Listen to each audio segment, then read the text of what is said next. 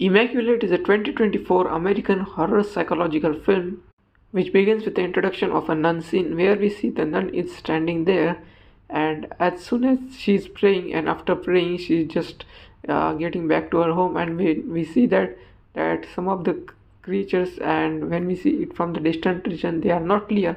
So at when the camera pans near them, we see that they are the group of nuns that are chasing her, and after chasing her, she is hunted down by them, and group of them just kill the nun.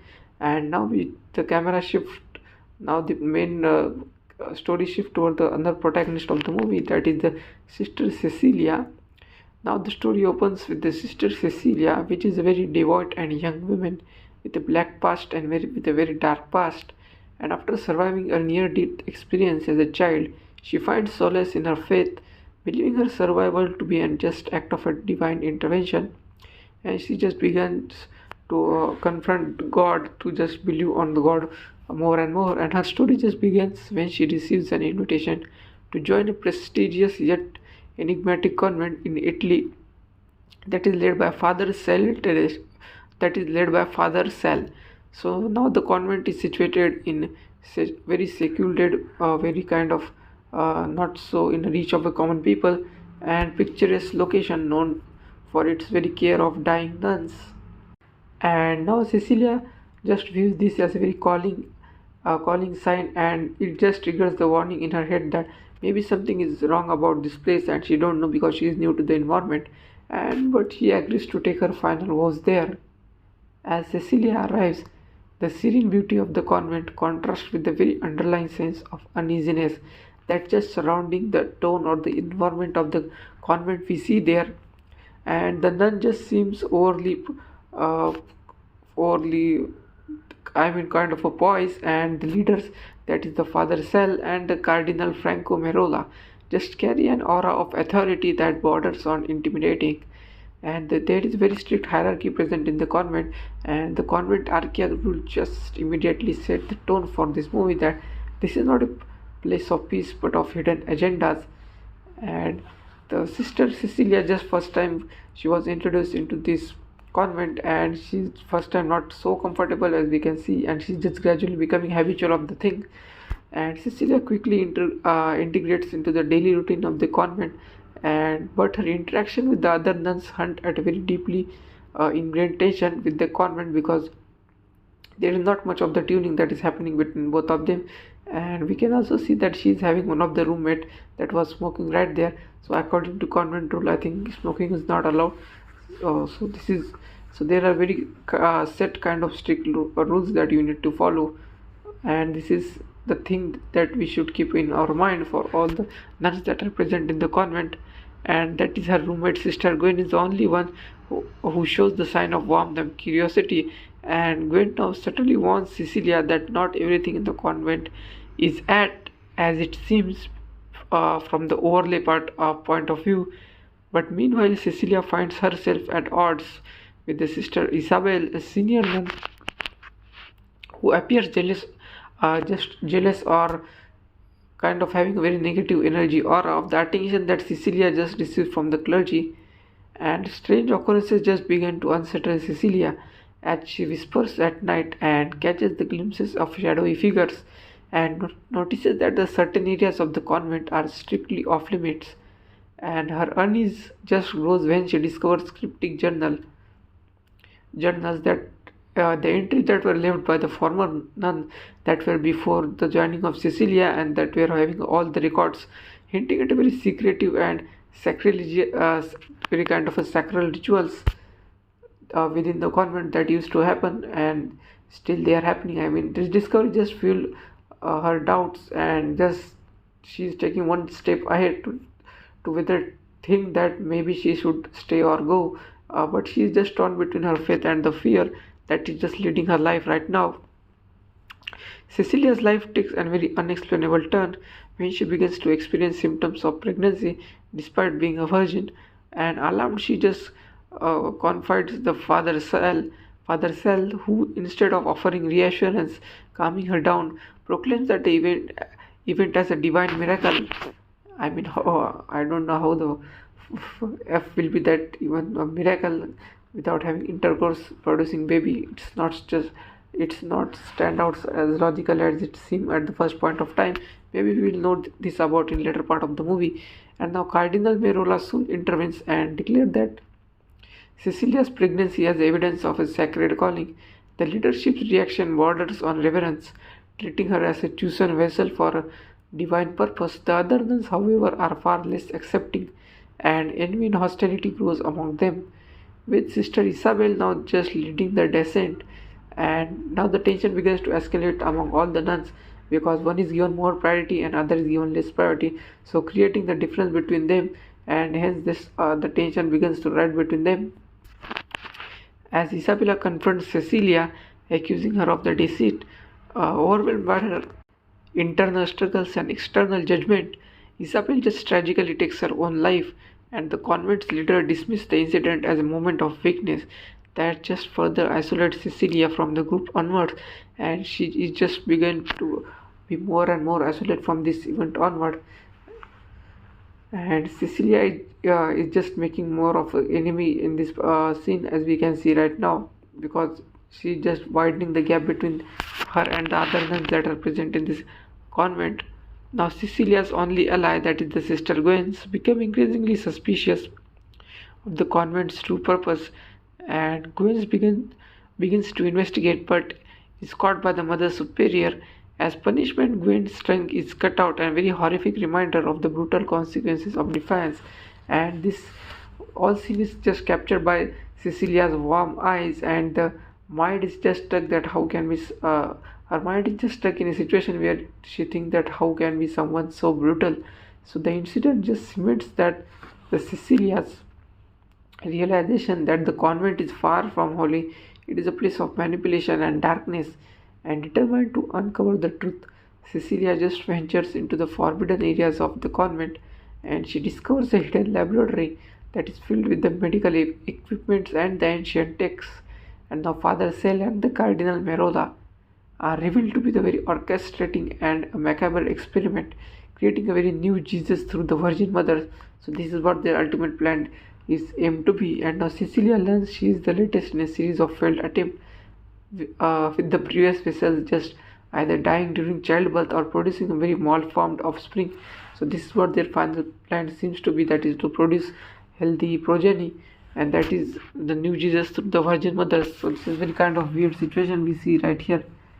This is something that is actually not possible, but this is what it is. And the discovery just leaves Cecilia horrified, and she tries to escape the convent, but later she is just captured and subjected to the further punishments, including the branding, and the physical and psychological torment pushes her to the brink, and yet her resolve strengthens, and she realizes that she must fight back to survive and expose the convent's sinister deeds. But in a very climatic sequence, we see that Cecilia confronts the Mother Superior and the Cardinal Merola using her resourcefulness, the sheer strength, willpower, and now she tries to overpower them, and she just overpowers them.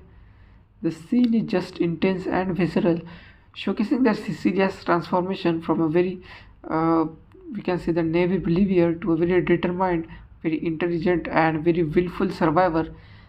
And she sets the laboratory on fire, destroying the evidence and the twisted experiment it housed. On the other side, we see that Father Cell, badly burned out alive, pursues Cecilia in a final attempt to regain control, and the confrontation is just brutal, with Cell just attempting. The Father Cell was just attempting to justify his action as divinely inspired.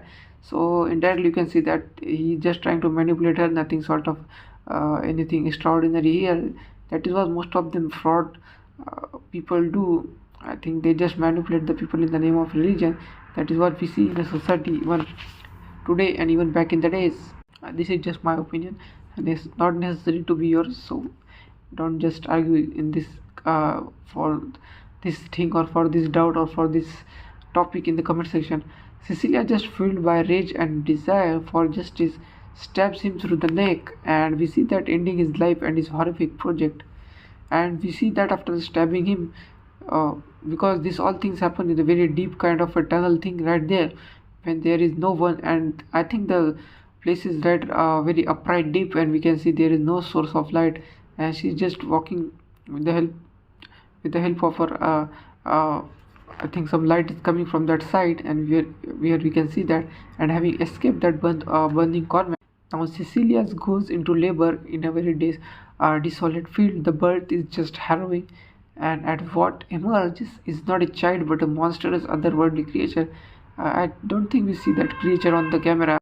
The film just put a mysterious tag. I think it does not necessarily showing the who is the actually baby. I mean, they are expressing it as a very monstrous creature, but we don't tend to see that if it is the monstrous creature as it is described or not.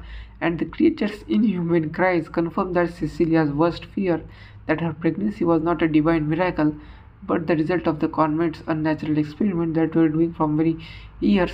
And in a moment of very ultimate defiance, Cecilia takes a rock that was present near her and just crushes the creature, rejecting the horror that just inflicted upon her. And the film ends with Cecilia walking away, battered but alive, leaving the audience to reflect on her ordeal and the corruption that hid behind the use of the faith, and how this authority just take control of us and try to manipulate us. This movie was good. I mean, it was having, I think, some of the naked scene, the full body naked scene of especially the character of the sister Cecilia. But it was okay. I mean, it was necessary to be the part of the script. I think the pregnancy part. So it is. So we can see in majority of the scene. So I think it is a PG-13 rating movie or something like that. We need to check it. But I think the movie really deep dives into the themes of blind faith, religious corruption, and the female anatomy, as I described. And the film just critiques, I think, the institution that exploit the belief for the sinister purposes. Like we see here, the Cecilia is just used by the authority for their miraculous, for so-called the miraculous and the exploiting experiment. So the haunting imagery and the psychological tension just underscore the story's message, leaving a very lasting impact on the viewer like you and me. And I think the character of the our protagonist, that is this sister Cecilia, was played brilliantly by the actor Sydney Sweeney, and she really nailed the character. I think it was a career-defining performance. She really delivers it upright with a very compelling story on board. And so this was, I think, the best of her. Following, we can really feel the emotion of the character when she's just experiencing pain, when she just experiencing grief, when she is experiencing the sadness, the different path, the different moments she goes through, the different phases of the life, the pregnancy phase, the tension escalating phase, at the starting phase. So we really see the evolution of the character. And I really think that her decision to kill the creature is just a powerful rejection of the horror that just inflicted upon her, and just a reclaiming of her anatomy. I think Immaculate just excels in its atmospheric and setting and the toning of the movie, with its brilliant performance by each and every actor, especially uh, the professor also. I mean, he's played the father character here. The father said he was brilliant. We got, I think, less much of the scene with him. So maybe we would expect him more in little more movies that are coming in 2025. And I think the pacing was uneven in between, but the slow build up just made test the patience of the viewer like us, and expecting a traditional horror thrills. Additionally, I think the film's heavy reliance on symbolism and subtext might leave us kind of feeling alienated.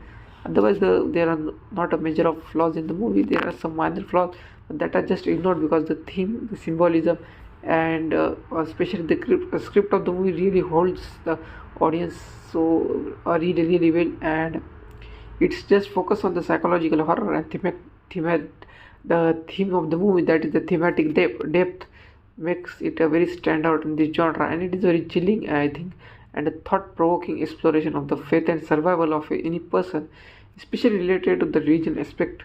And with stellar performance, I think, and haunting visuals, and very deep and unsettling narrative, the film's really it's, I think, one of the 2024's best psychological horror film, if not the best. So I think it's a must watch. And thank you for watching. If you like such breakdowns, please subscribe to channel.